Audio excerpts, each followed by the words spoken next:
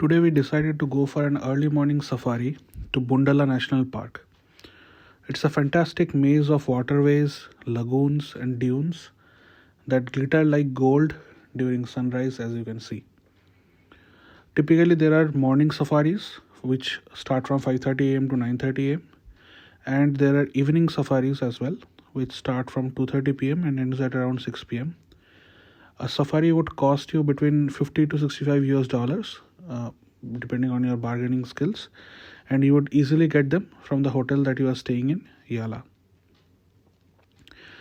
So Bundala is a internationally important winter ground for migratory birds in Sri Lanka.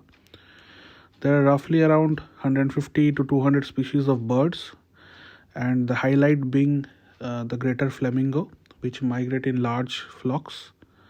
The park was designated as a biosphere reserve by UNESCO. The Wonderland provides a home to thousands of colorful birds, ranging from bee eaters to open-billed storks. You saw the bee eater in just a while back. Now, the park contains 5 shallow lagoons with salt pans in 3. The lagoons attract a great deal of aquatic birds. Among them are ibis, pelicans, painted storks, black-necked storks, terns, sandpipers, snipes, teals, ergot, spoonbills, and there are endemic birds as well, like the Ceylon woodstrike or Ceylon jungle fowl, for example. Uh, the park shelters almost, as I was mentioning, 150 to 200 species of birds, and the guide that we had for this trip, I would mention his details in the description, but he was very knowledgeable and he carried a logbook kind of thing, as in like which had details of the different kind of birds that are found here, along with their descriptions and all. And he spotted birds in zones which we never could have done on our own. So we would highly recommend him if you are going for this safari. So these migratory birds, they come from Siberia and Rann of Kutch in India during the winter time out here. Typically between August to April, December to March being the peak time that you would find lots of migratory birds out here. It's also a habitat of several species of reptiles. There are estuarine crocodiles and mugger crocodiles, as you can see, one hiding out here, and you would see them throughout the video as well, as in like uh, these are small areas where they are there. There is a jackal as well, which we spotted. It's an endemic jackal, as we understand from the descriptions. If you are a bird watching enthusiast, I would say that do keep this place on your radar while you are visiting Sri Lanka. You would not be disappointed, and you would get a chance to explore the diversity of Sri Lanka. Here you can see a crocodile, which we noticed was crossing from one lake to the other. It was pretty surreal to do that, to see that.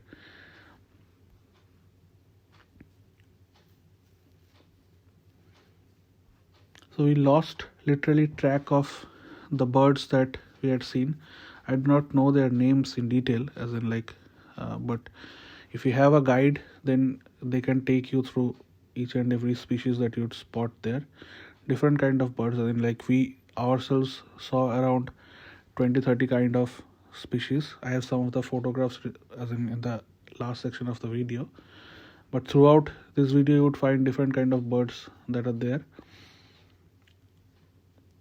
Do let us know which one you spotted in the comments. Mostly you will spot flamingos and pelicans and storks out here. There are herons as well. In this particular roadway, we spotted a crocodile which crossed from one side to the other, but before we could get our cameras ready, it had already disappeared in the water.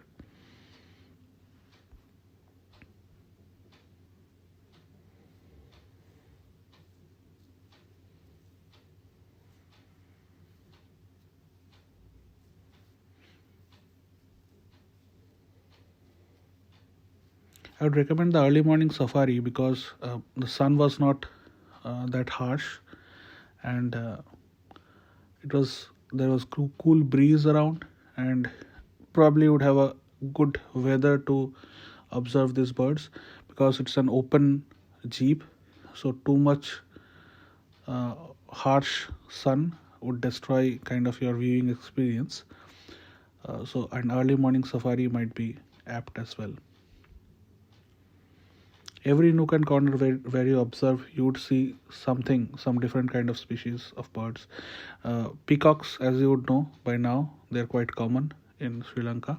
Wherever the national park, whichever national park you visit, there are monitor lizards which were kind of blocking our way, and you would see them almost in plenty in the bushes that you would see. Any empty branch that you observe would most probably have an eagle out there, or a flamingo, or a pelican. Something would be out there, like this one. And when we were towards the end of the safari, we went towards the coast. It said that in the coast you can observe 5 different type of turtles which have their which lay their eggs on the coast. The olive ridley, the green leatherback, and the loggerhead turtle. We couldn't observe them. We observed a turtle in the later half. You can see elephants as well, as in there are 15 to 30 elephants in the forest. Depends on your luck and the season. The landscape itself is great. On one side you have the sea, middle part is like a kind of dry, and on the other side you have forest. It's kind of pretty surreal to stand there and observe how the biodiversity is in the park.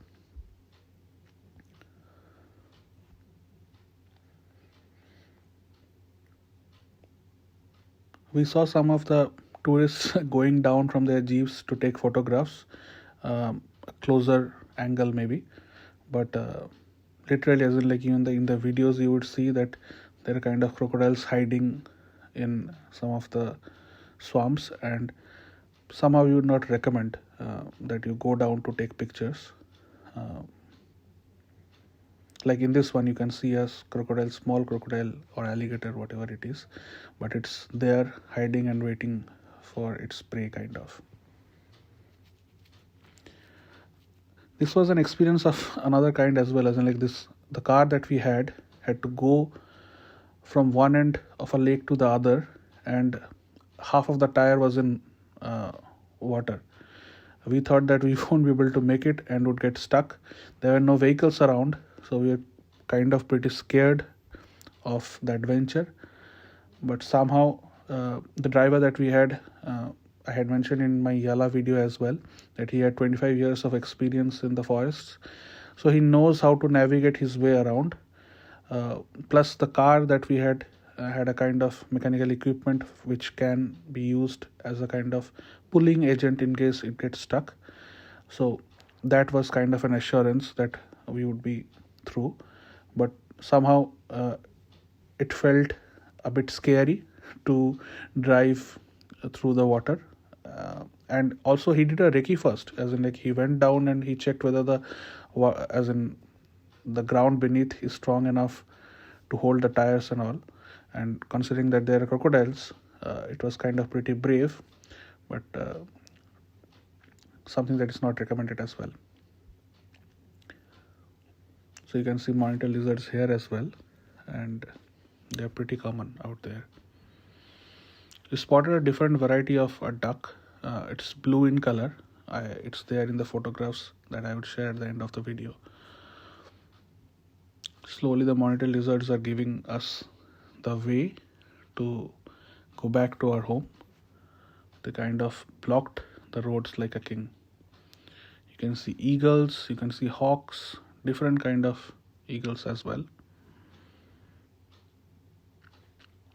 There are a lot of variety of fish in the swamps, obviously, so the bird population gets their food very easily, and if you are lucky you can see a kind of kill or a catch happening. We couldn't, but if you are lucky you may be able to see that.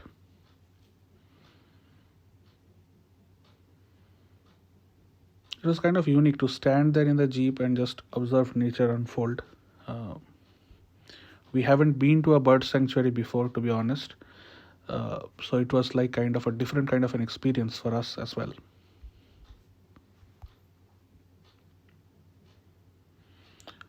This kind of ends our safari. This is the gate of the safari. We would recommend that you do this safari if you are a bird enthusiast. On our way back, we observed a turtle or a tortoise crossing the road. Small one, baby one. We just observed it and helped it navigate so that it doesn't get squeezed by any car that is passing through. There are langurs as well, monkeys, langurs. Those are there in the park as well. These are some of the photographs that we could capture. This is a bee eater. The previous one was an eagle or hawk. This one hornbill. I don't know don't know the name of this bird, but we observed. This is a blue duck that I was talking about.